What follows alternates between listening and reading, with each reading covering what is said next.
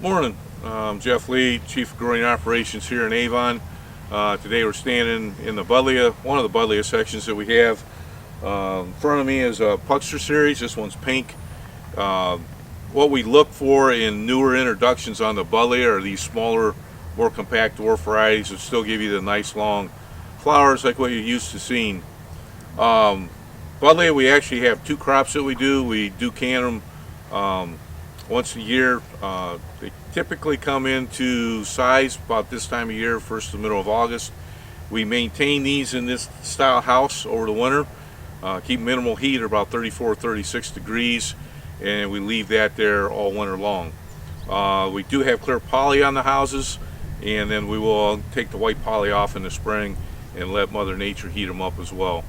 We really don't like shipping them until they are nice green full plants.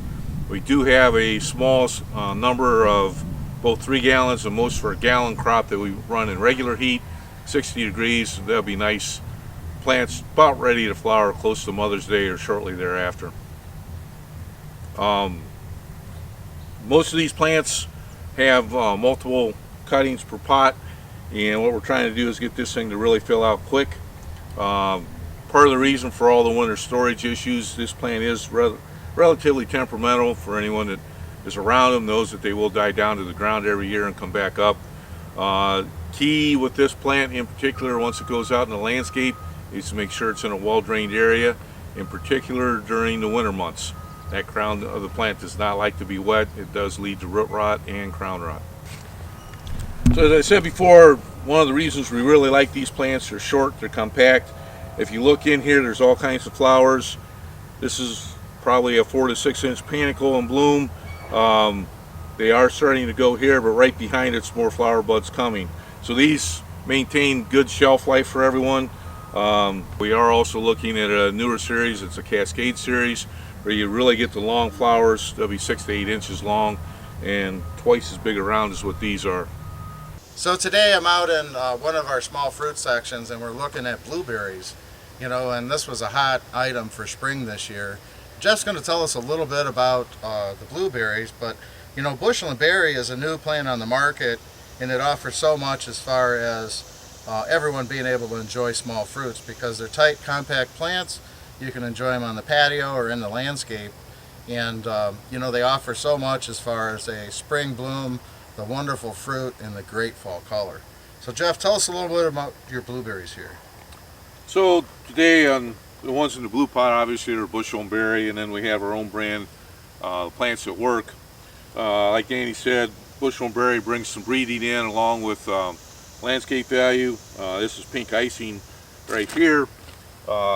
If you can see, new growth comes out with a pink cast to it. Foliage itself is blue, so it gives you a lot of fall or late spring, summer foliage color. It also has good flower set.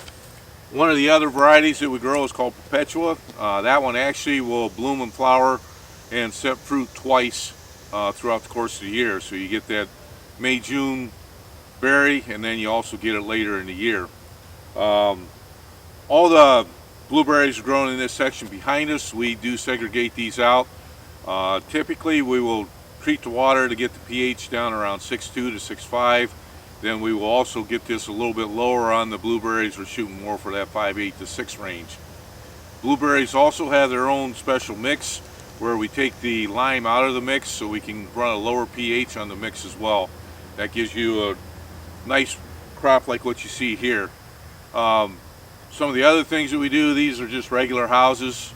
Blueberries are very hardy, so we're not doing a whole lot else with them as far as winter storage other than covering the house and pulling an inner layer of plastic over the plants. So Jeff, tell us a little bit as a consumer, how do we care for these plants? Blueberries like well-drained soils and conditions, and you also need a lower pH. So ideally you want to look at your soil, make sure it's well-drained, and then also try and look at the pH. You may want to add sulfur to that soil to lower that pH if it's a higher pH. But the key to blueberries in general is just making sure it's well drained. They do not like wet feet. So today we're standing here in our lavender crop. You can see a crop behind me. Typically this is grown in a greenhouse environment. Main thing that we found over the years of growing lavender is being able to control that moisture. So for anyone that's putting these out into your landscape or out in your garden, make sure you're putting these plants in a well-drained area, especially during the winter months. They do not like to be wet over the winter, don't like being wet in general. If you think about lavender, it does come from the Mediterranean, which is a semi-arid region, so keep that in mind when you're planting these plants. We do run multiple crops of lavender through a greenhouse in the last couple years. Due to the amount of plants that we sell, we're just trying to continuously keep a rotation of fresh product coming at you. These plants are getting real close to the point where we'll come in and trim. This time of year, typically we'll just trim this a little bit off the top, so ideally you never really see them too much in bloom, but you can see these are nice full plants ready to go as we speak.